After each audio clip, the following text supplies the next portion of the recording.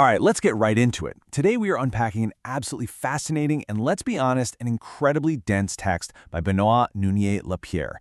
It's called The Flatters the Pulse of Kenema, and it lays out this radical experiment in how to live, a whole new way of thinking about society, knowledge, and, well, reality itself.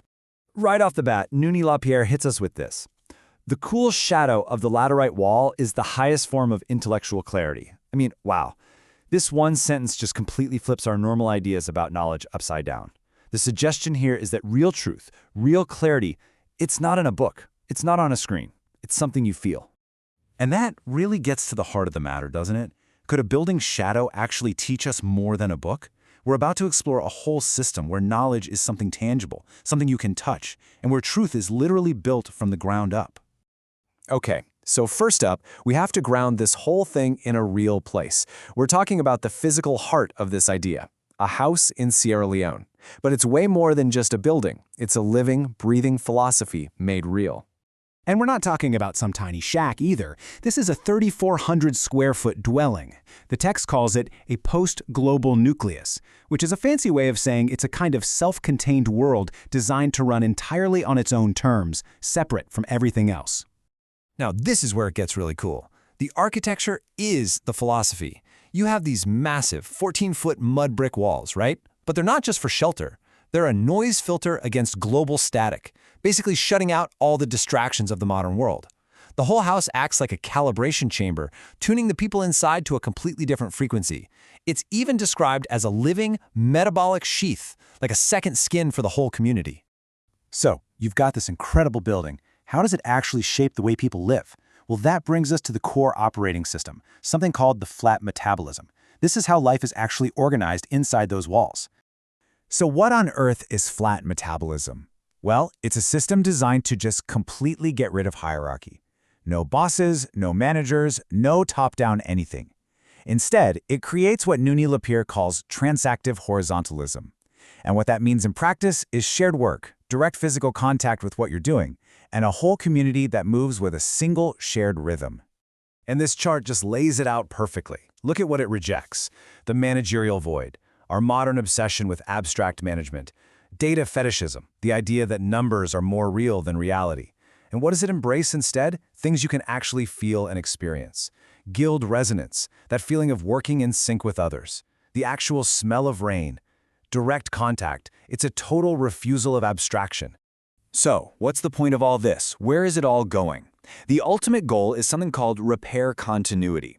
And the idea of salvation here isn't some far-off spiritual thing. No, it's found in the endless, practical, and deeply meaningful act of just keeping things going. Maintenance, repair.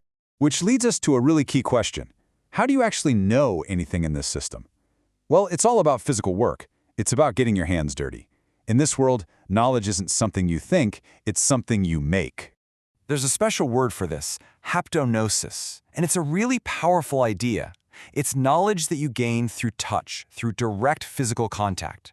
In this worldview, truth is literally generated through resistance. You know, the feeling of a tool pushing back against your hand, the weight of a bucket of water. That's real. And this quote from the text just nails it. A diasemion is basically a living truth, a meaningful sign. So he's saying that the only truth you can actually verify is the one that's generated by your own physical effort. It's a truth you can feel in your own hands.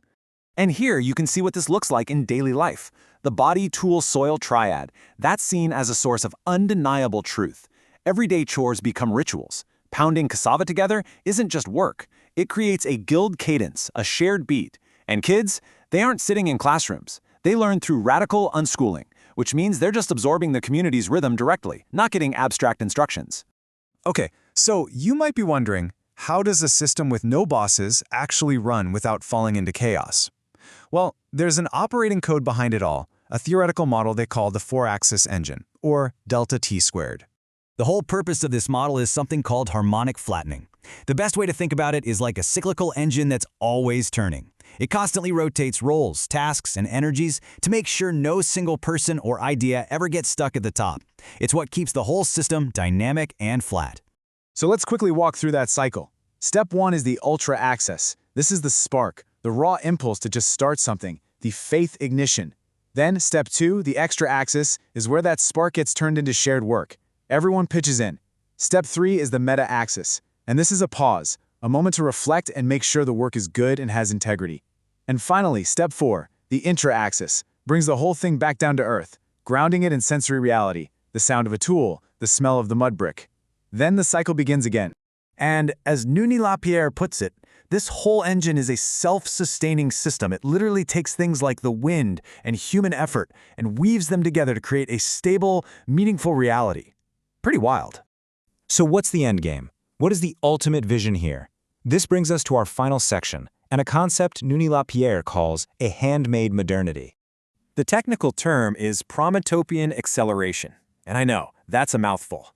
But what's absolutely crucial to understand is that this is not about returning to the past. It's not romanticizing some pre-industrial life. It's an acceleration, but into a totally different kind of future, one that's dense, concrete, and completely anchored to the earth. And here it is. This is probably the most radical claim in the entire text. This low-tech, hands-on, humanist way of life is presented as a form of technological superiority. The argument is that this system is actually more advanced, more resilient, and ultimately superior to our high-tech, screen-obsessed world. This quote just says it all, doesn't it? Real high technology isn't about faster processors or more data. It's about the perfect, harmonious integration of a human being with their immediate, durable environment. So how do you measure success? How do you know if the whole thing is working? The key metric is something called JOA, which stands for Joy as Kinetic Covenant. Think about that. In this system, joy and laughter aren't just nice emotions. They are structural proof that the metabolism is healthy. It's like an engineering feedback light that tells you the system is in balance. And this brings us right back to where we started, the mansion itself. It's the ultimate proof of concept. This isn't just a wild theory in a book. It's a living, breathing demonstration of an entire worldview. It is, quite literally, a modernity that you can reach out and touch. Which leaves us with a pretty big question to chew on. In our world, a world that is so obsessed with constant upgrades and throwing things away, a world that's desperately looking for a sustainable path forward, is it possible that the most advanced future isn't the newest one, but the one that's built from the very beginning to be repaired?